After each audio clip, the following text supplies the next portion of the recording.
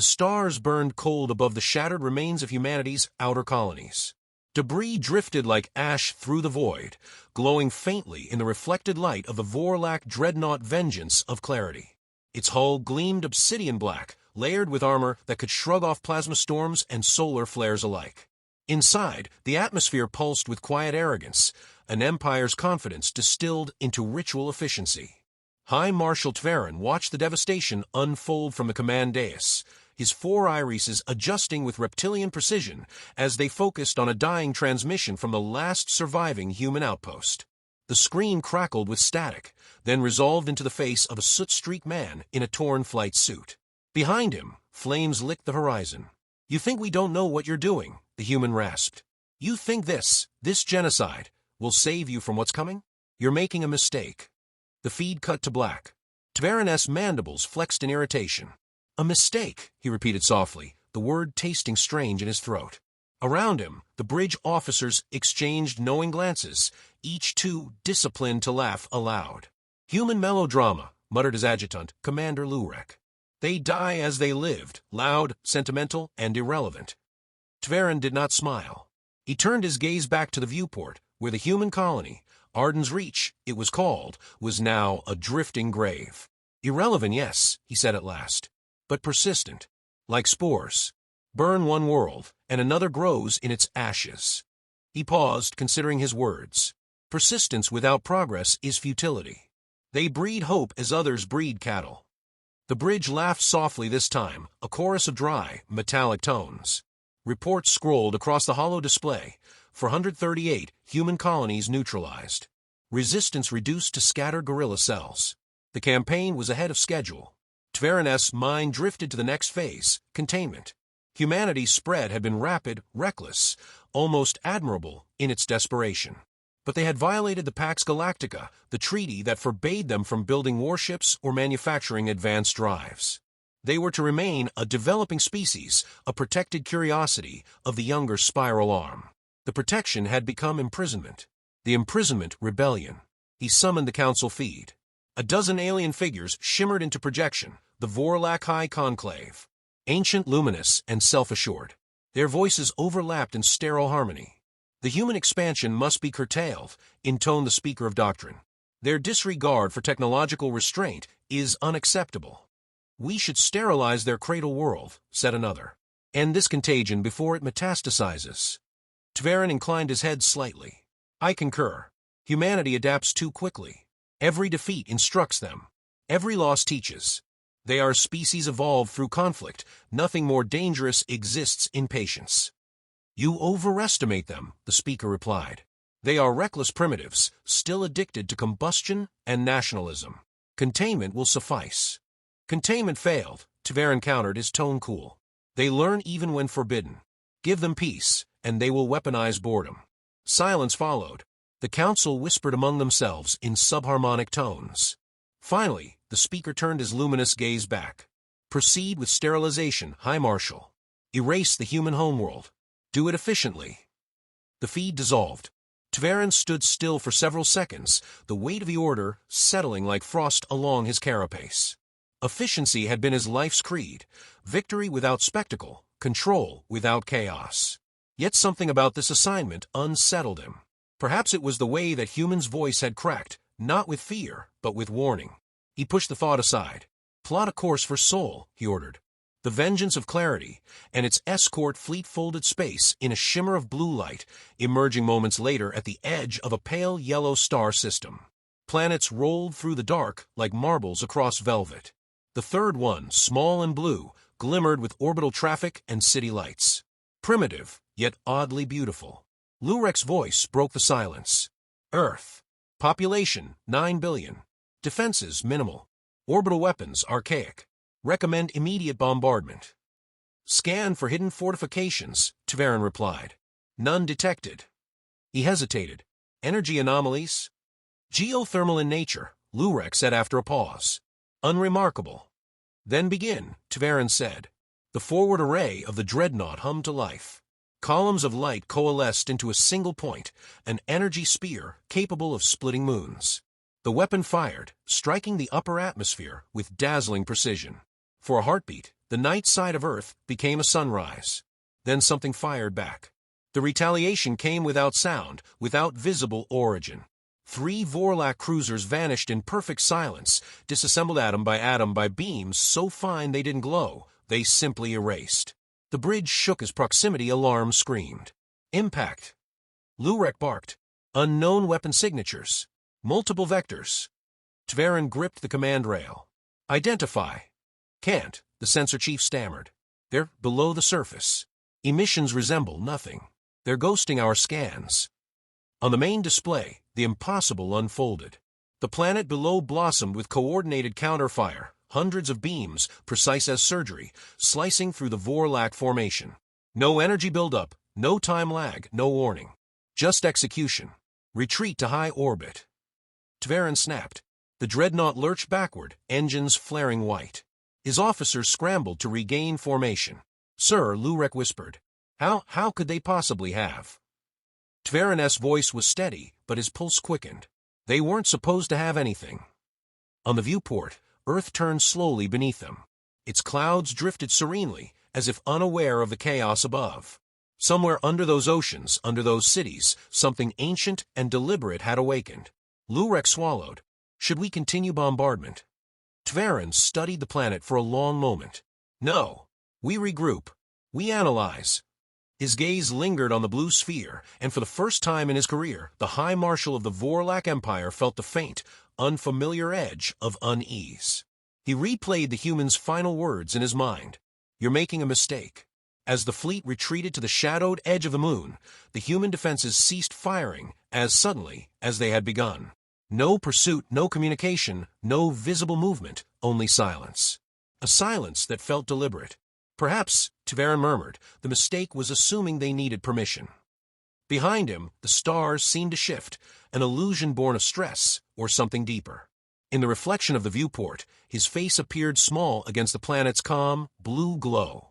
He had seen countless worlds burn, but this one refused to scream. It simply watched. He turned away. Log this engagement as incomplete, he ordered quietly, and prepare a full analysis for the conclave. I will report that the humans possess unregistered planetary defenses of unknown design.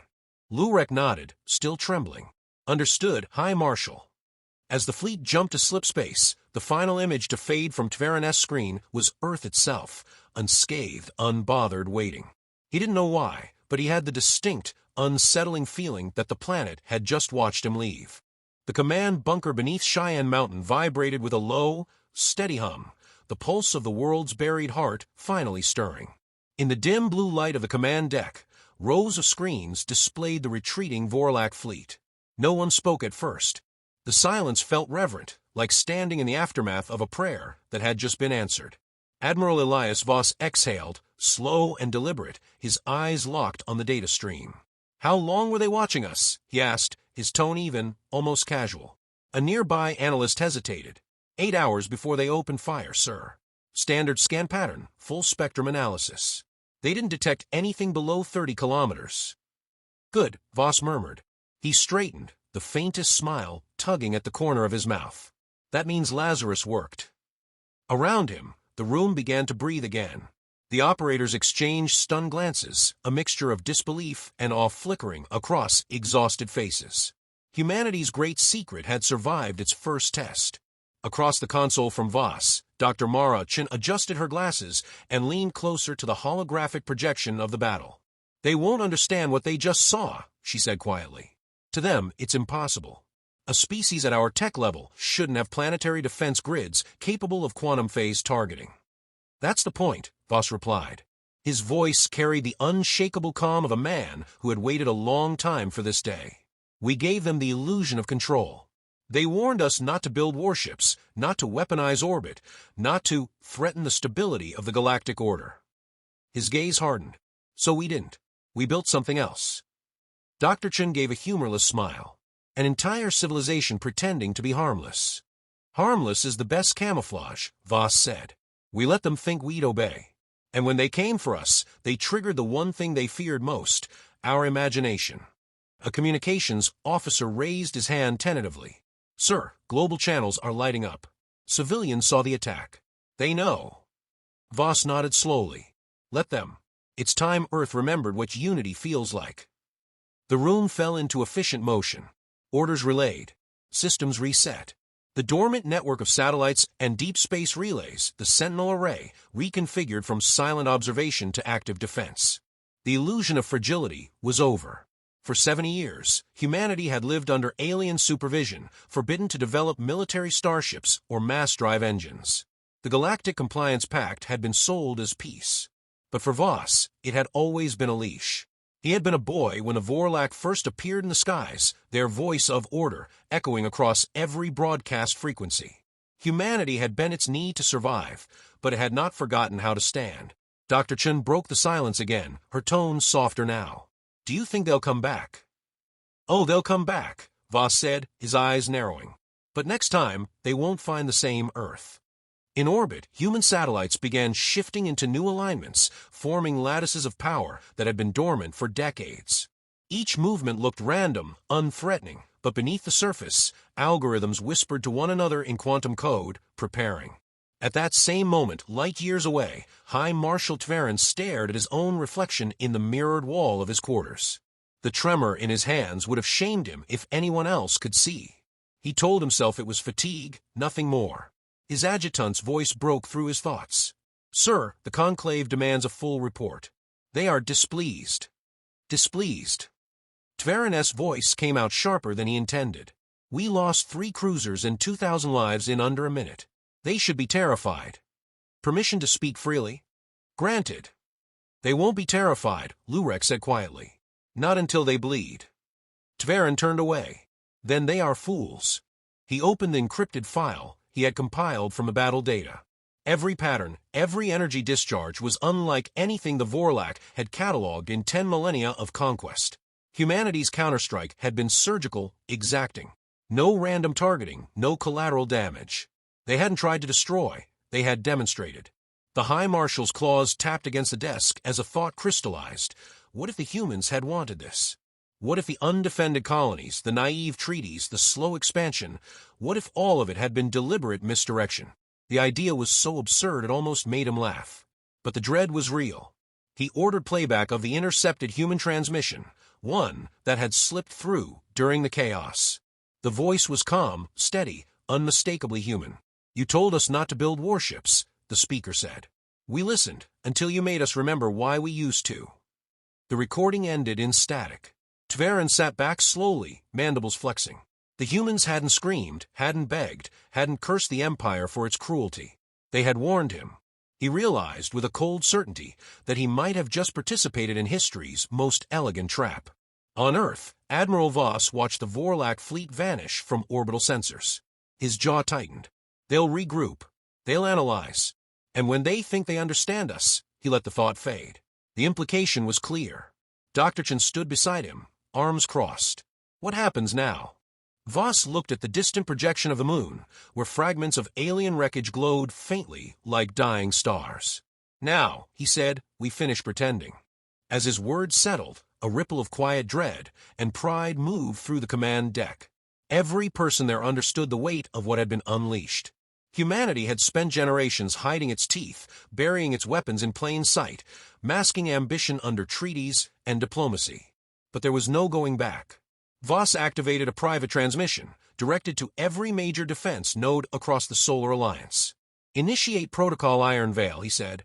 Confirm readiness for full spectrum deployment. Confirmation in progress, came the reply. He closed his eyes briefly. Let's hope we never have to use it. Sir, Dr. Chen said, studying him. You sound almost regretful. He opened his eyes. Because I am.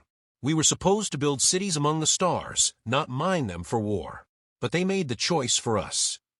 She hesitated, then said, and if they don't stop? Voss looked up at the holographic stars scattered across the ceiling, constellations of steel and promise. Then we remind them what happens when humanity stops pretending to be civilized. Far beyond the range of human sensors, the Vorlak fleet regrouped in cold silence. Tverin stood before his crew, the hollow faces of subcommanders reflecting the pale light of the command bridge. What did we awaken? One whispered. Tverin didn't answer. His eyes lingered on the tactical display, where the planet Earth shimmered as a perfect sphere of unbroken blue. The human homeworld had not fired again. It didn't need to. They are waiting, he said softly, for us to make another mistake. The stars seemed closer than before, their light sharper, almost watching. Tverin felt a chill run through the plates of his armor. He turned toward his officers, voice quiet but certain. Contact the Conclave. Tell them humanity has changed. He couldn't help glancing once more at that calm blue world on the screen, beautiful, silent, and terribly patient. He had the sinking realization that, somewhere on that planet, the humans were smiling. The wormhole opened without fanfare, no thunder, no light, only a ripple in the fabric of space, as if the universe itself had exhaled. Out of the distortion slid 3 human vessels, matte, black, and silent, their surfaces absorbing starlight rather than reflecting it. They bore no insignia, no visible weapons, nothing that betrayed purpose or origin. Yet the void itself seemed to flinch around them.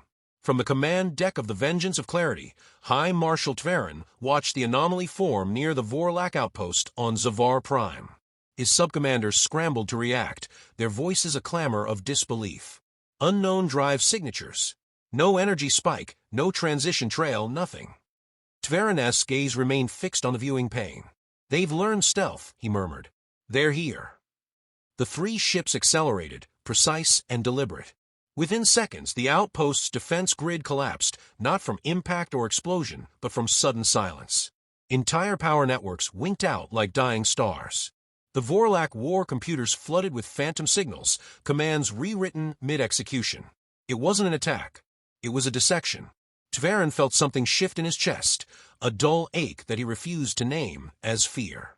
Where are their signatures? He demanded. Nowhere, sir. They're not broadcasting, not even passively. He turned sharply. Nothing can hide from Malatus. Apparently something can, came the grim reply.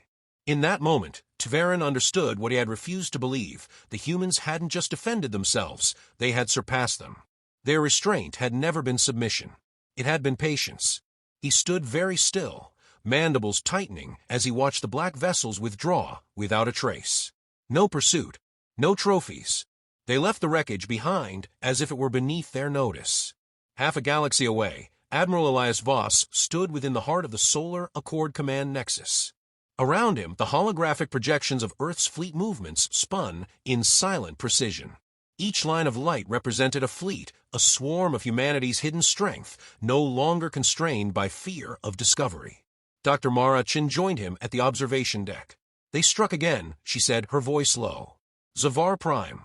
The Vorlak lost everything in under 4 minutes. They'll call it sabotage, Voss replied, eyes cold. They'll deny it's us until denial becomes impossible. Chin studied him. And when they accept it, he didn't look away from the stars. Then the real war begins. She hesitated. We could still negotiate. Voss's expression softened for a moment, almost wistful.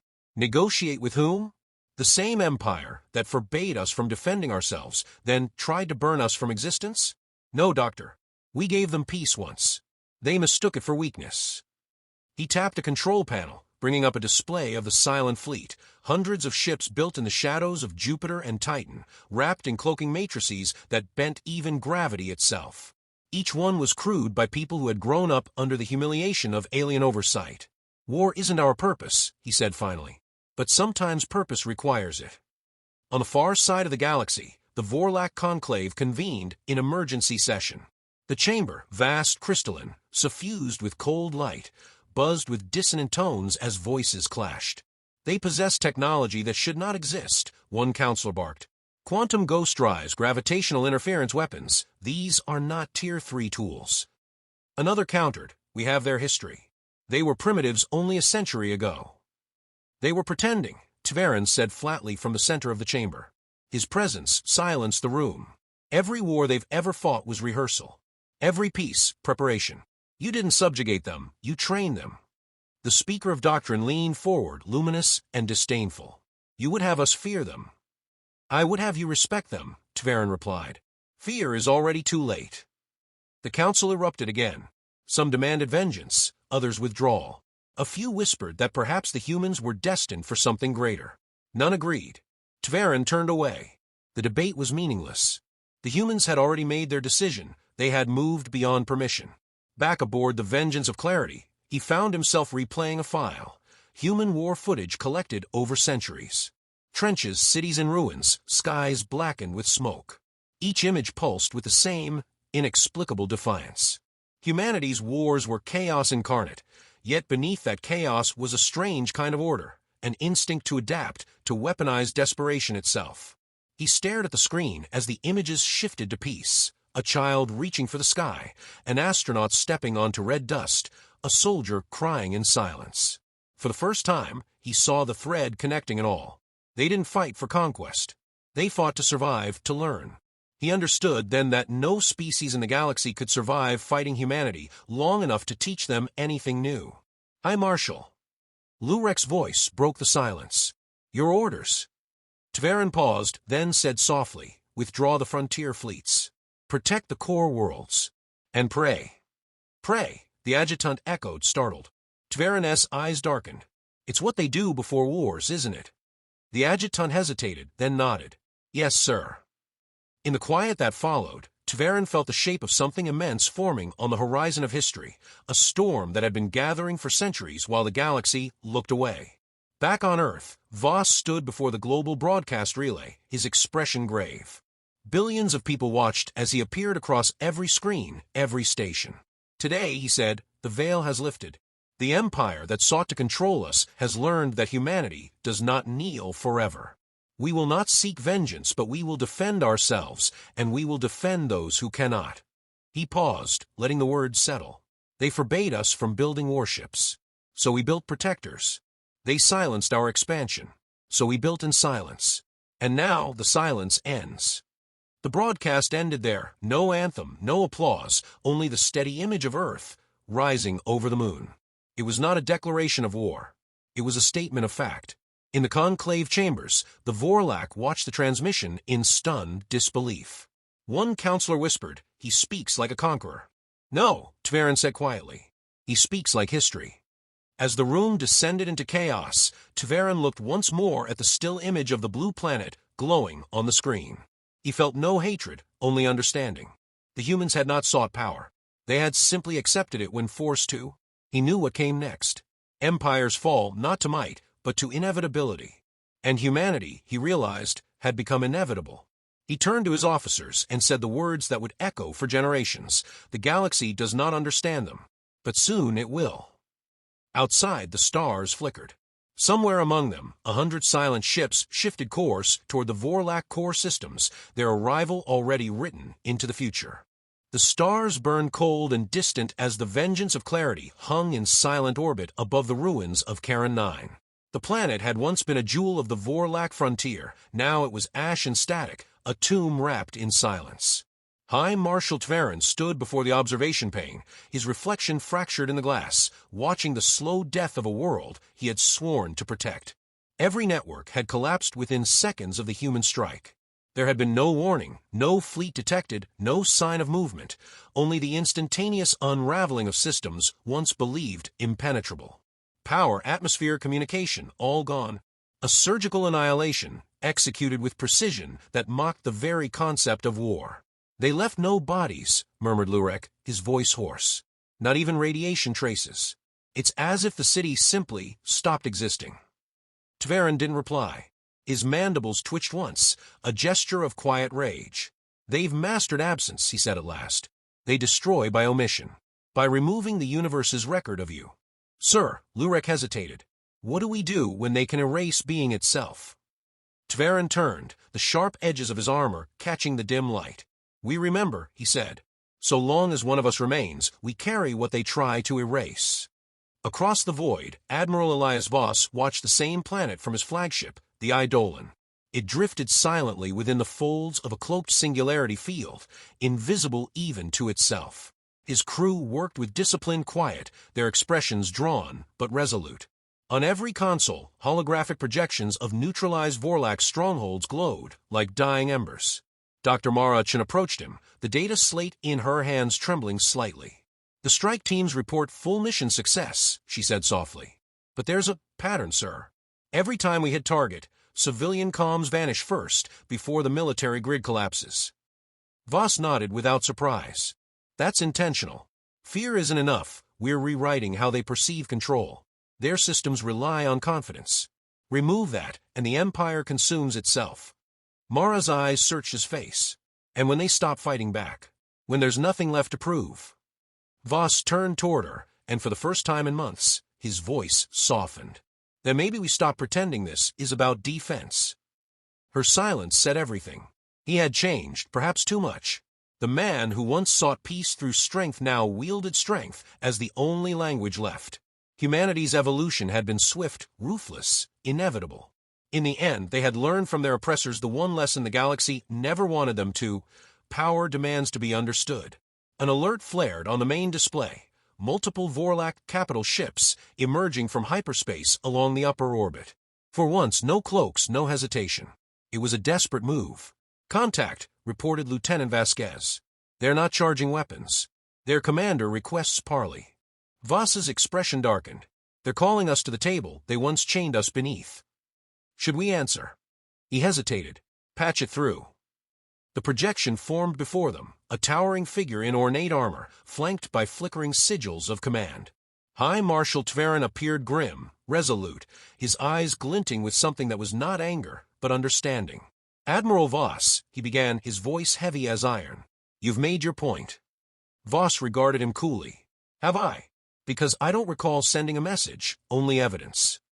Tverin's mandibles flexed slightly. "You've proven you can destroy. But you've also proven that you can show restraint. Every strike you've made has avoided our colonies with children. That is, not the action of monsters." Voss said nothing.